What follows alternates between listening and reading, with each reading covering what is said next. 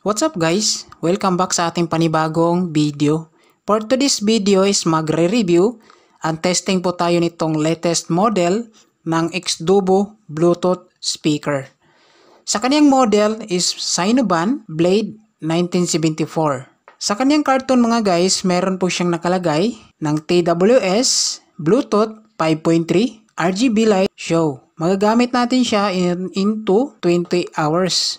Kagandahan dito is meron po siyang deep bass sa kaniyang music outputs. Pwede din siya sa powered bank. Ang kagandahan dito guys, pwede sa EOX, siyempre wireless tsaka U-disc. Sa kaniyang specs mga guys, model niya is Blade 1974 with Bluetooth version 5.3. Frequency response is 20 Hz to 20,000 Hz. Yung kaniyang signal to noise ratio is 90 dB. Yung battery charge time naman dito is aabot siya ng 4 hours. Yung kanyang input power is 5 volts with 2 ampere. Yung music playing time, aabot din siya ng 20 hours. Depende na sa volume sa ating Bluetooth speaker. Yung kanyang dimension naman is 340 by 185 by 99 mm. Yung kanyang weight naman niya dito is 1.88 kilograms. Sa mga nagtatanong mga guys, si Xdubo is designed po siya in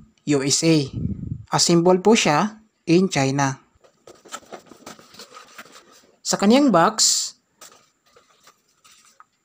meron po siyang user manual ng Synoban Blade 1974. Merong Chinese and English language. Nandito na rin guys yung kanyang Type-C cable wire para sa charging.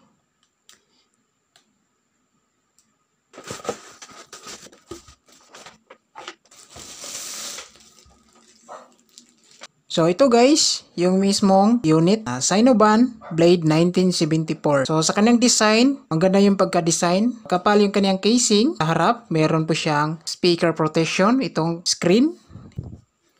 Sa ilalim, meron po siyang rubber feet. Sa kanyang side view, ito po siya guys, makapal. Sa likuran, meron din siyang screen. Kagandahan dito guys, meron po siyang handle. Yan, so easy to carry kung saan tayo gusto pumunta kasama yung ating Xdubo Bluetooth speaker. Dito sa gilid guys, nandito naman yung kaniyang input. Type-C, input para sa charging. Nandito na rin guys yung kaniyang input ng AUX. Nandito na rin guys yung kaniyang flash drive input or USB input. Kagandahan dito is meron po siyang rubber sa takip para hindi siya mapasukan ng dumi. Tsaka safe na rin para hindi mapasukan ng tubig. Nandito naman yung kaniyang mga buttons. So, check natin guys. Power on natin. Long press lang natin.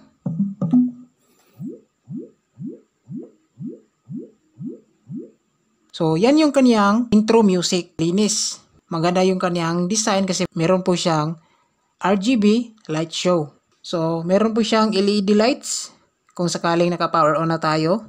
Merong button sa minus, merong button sa play and pause, at saka buttons ng plus volume.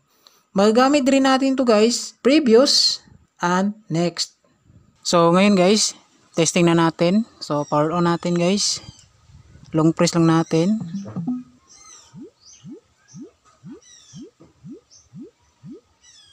Yan. So ngayon, check natin dito sa kaniyang Bluetooth kung ano yung pangalan niya dito. So ito guys yung pangalan niya dito, Synoban Blade 1974. So click natin to. Yan. So connected na po siya guys. Pansin natin naka 100% pa siya. So ito guys, play tayo ng music.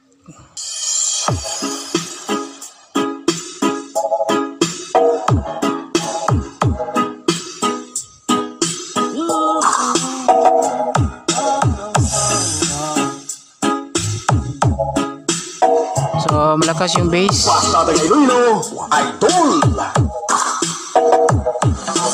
The best sound system uses only the best and professional sound system IDs.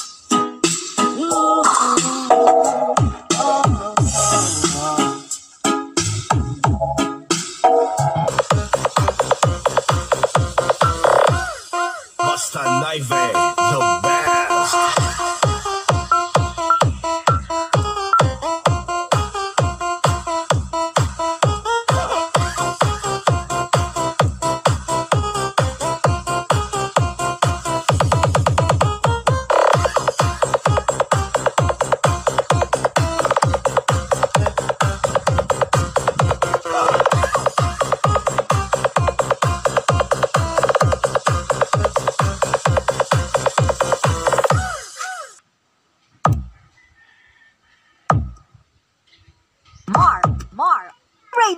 Reynold Remotin Remix powered by Aligisok Mix Club.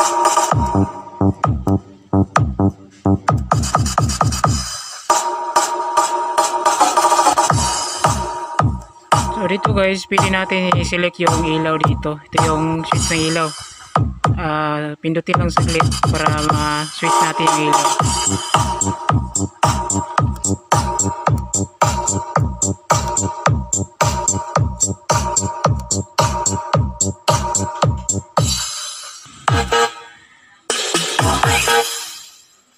Double mix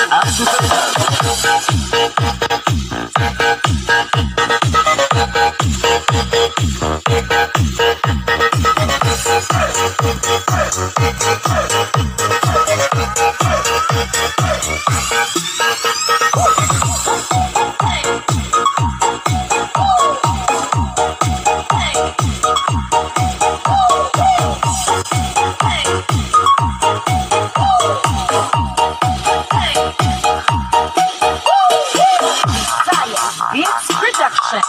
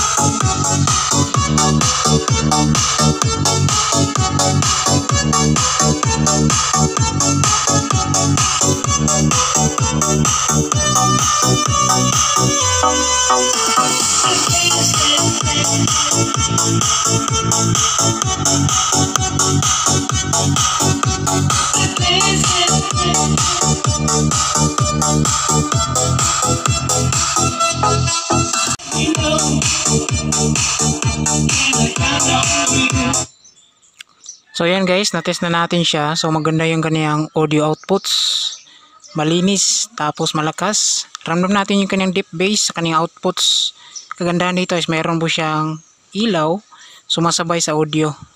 Yan. So kapag select natin yung formation ng ilaws, ito yung switch. Pindutin nyo lang. Yan. So mag-iiba yung kanyang function or galaw ng ilaw. Ayan. So yan guys, okay yung kaniyang tunog, tapos solid yung paggagawa nitong klase na Bluetooth speaker. So sa gustong mag-avail ito guys, available po ito sa Lazada store. Meron din to sa Shopee store. So lalagay ko dito sa baba yung link kung saan natin ito pwede mabili. So yan lang guys, maraming salamat, God bless, tsaka ingat tayong lahat. Emergency,